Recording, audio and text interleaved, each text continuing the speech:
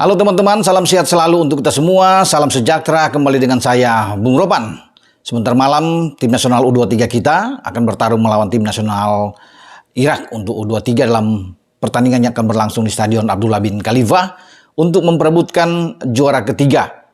Ya, ini penting juara ketiga karena baik Indonesia maupun Irak sama-sama tentunya berambisi untuk bisa memenangkan laga ini karena ini satu tiket tersisa untuk bisa langsung lolos ke Olimpiade musim panas di Paris, Juli Agustus yang akan datang. Karena 2 slot di atas, tentunya untuk 2 finalis itu sudah pasti dapat, yaitu Jepang dan Uzbekistan. Tinggal Indonesia dan Irak mempertaruhkan ini. Ya, jika salah satu di antaranya kalah, masih punya harapan juga untuk bisa memperebutkan lewat jalur play-off menghadapi wakil dari Afrika, Guinea. Pertandingan ini untuk play-off akan dimainkan pada tanggal 9 Mei yang akan datang di Clairefontaine di Prancis. Namun, bagi Marcelino Ferdinand kawan-kawan, tentunya tidak perlu berpikir untuk play-off dulu. Sekarang fokus pusat konsentrasi dialihkan ke pertandingan melawan Irak. Karena ini penting buat kita untuk lolos ke babak selanjutnya memang tidak mudah. Ya, tidak gampang untuk mengalahkan Irak. Ya, pasti pertandingannya akan sulit, namun tim kita masih punya peluang. Kita melupakan saja tragedi kita di semifinal menghadapi Uzbekistan di mana kita kalah dengan 2 gol di sana.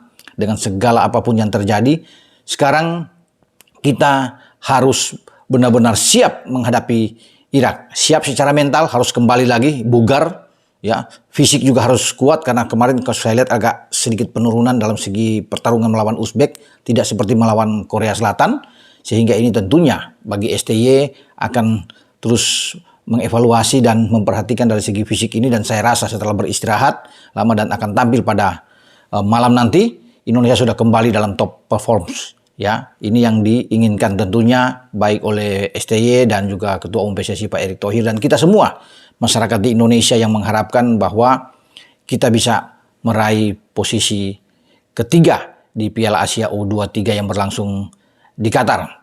Saya kira pelatih Irak juga berambisi sekali ya kalau melihat dari pernyataan dia bahwa mereka ingin menghajar Indonesia dan mereka memang mentargetkan untuk dapat peringkat ketiga ini setelah kalah dari Jepang kemarin dengan 2-0. Bagi Radi Semnaisil, pelatih mereka ini, dan dia tahu bahwa Indonesia tidak akan gampang juga untuk mereka kalahkan.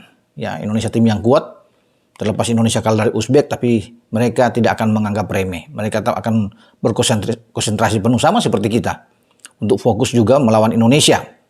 Ya, kalau melihat juga dari Irak, pertahanan kita memang tidak ada Rizky Ridho memang akan menjadi ancaman. Ya, Irak punya kekuatan dengan penyerang mereka Ali Jazim yang sejauh ini sudah mencetak 3 gol. Tapi 3-3-nya dari penalti. Nah, ini yang harus diantisipasi oleh pemain belakang kita, juga penjaga gawang Hernando Ari, karena bukan tidak mungkin mereka akan dihadiahi lagi penalti. Kalau melihat dari seluruh tim yang berlaga di Piala Asia sekarang, mereka mendapatkan 3 penalti, ya, terbanyak dari semua tim yang berlaga di Piala Asia U23 ini, dan ini harus hati-hati, apalagi pertandingan ini juga akan dipimpin oleh wasit dari Arab Saudi ya, walaupun dia tampil bagus ketika melawan Australia memimpin pertandingan kita, tapi tetap kita harus mewaspadai, semoga ya Majed ya ini Amsarawi bisa memimpin laga dengan baik ya, sama seperti memimpin laga ketika Indonesia melawan Australia, dan semua bisa berjalan baik-baik saja untuk pertandingan ini. Nah, Irak punya 4 pemain dalam catatan saya di sini, memang ada pemain-pemain yang abroad yang tampil. Jadi mereka serius sekali ini bermain dengan tim kita dan mempersiapkan diri di Piala Asia. Karena kalau dari catatan saya ini mereka masih punya Amin Al-Hamawi yang bermain di Helsingborg, ini di Liga Eropa ya, di Swedia. Kemudian mereka masih punya ada Hazan yang bermain di Des Grazab. Ada juga Muntadir Muhammad main di Rev Rafsanjan. Mereka masih punya Roman Daulhasi main di Schalke 04. Wah, ini bagus ya. Ini di arena Bundesliga walaupun turun ke Liga 2. Tapi sangat berbahaya pemain ini. Mereka masih punya Joseph Al-Iman yang bermain di Malmo di Swedia juga. Ini pemain-pemain abroad mereka yang ada sejauh ini. Dan kita harus berhati-hati. Ya, tinggal komposisi pemain tentunya bagi STY. Melihat di belakang Justin Hobner akan main. Komang ya, dan Ferrari. Ini 3 pemain yang akan diandalkan ketika Kapten Rizky Ridho mendapatkan straight red card kemarin melawan Uzbek, tidak bermain, dan semua pundak itu diberikan kepada Justin Hubner. Dia yang akan memimpin di lini belakang timnas U23 kita. Ya, sementara di dua flank, tetap di kiri ada Pratama Arhan, tinggal di kanan. Apakah Fajar Fatur Rahman akan kembali dimainkan atau dengan Rio Fahmi yang ada di sana? Ya, kita tinggal tunggu dari apa yang akan diinginkan oleh STY. Kalau di sektor gelandang sebagai pivot dua yang akan bermain tetap sama. Ya, menurut saya akan sama dimainkan, itu ada Nathan Chow dan Ivar Jenner yang akan bermain di sana. Di depan Witan tetap akan menjadi pilihan utama, Marcelino Ferdinand itu sudah pasti yang akan ada di depan.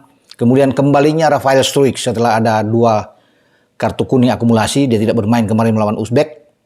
Itu sangat terasa, sayang sekali memang ketika Rafael tidak ada, Ramadan Sananta yang mengisi posisi nomor 9 di depan itu kurang begitu bagus dalam hal bermain, dalam membuka ruang untuk masuk ke dalam juga. Ya, bahkan kemarin ketika gol Ferrari juga kedapatan di VAR, ujung kaki dari Ramadan Sananta itu kena ya oleh VAR itu yang dipimpin oleh Sivakorn Puudom dari Thailand, sehingga gol ini dianulir walaupun ini banyak diperdebatkan ya. Memang tipis saja di sana kalau bisa melihat dari satu sudut, tidak bisa melihat dari sudut lain, dan gol Ferrari itu dibatalkan di situ yang membuat mental pemain-pemain kita seakan down. Tapi itu peristiwa yang sudah lewat. Ya, tidak perlulah kita untuk mengingat. Sekarang ada Irak di depan. Karena kemenangan ini sekali lagi akan membuat kita itu mendapatkan 1 slot tiket yang tersisa dan aman untuk berlaga di Olimpiade. Ini luar biasa buat kita. Di era modern ini kita pertama kali untuk hadir di Olimpiade. Dan saya rasa semua pemain akan bertekad hal yang sama. Pak Erick Thohir sebagai ketua umum juga sudah mewanti-wanti semua pemain, memberikan motivasi, dorongan yang sangat kuat ya untuk fight. Ya, kita harus fight.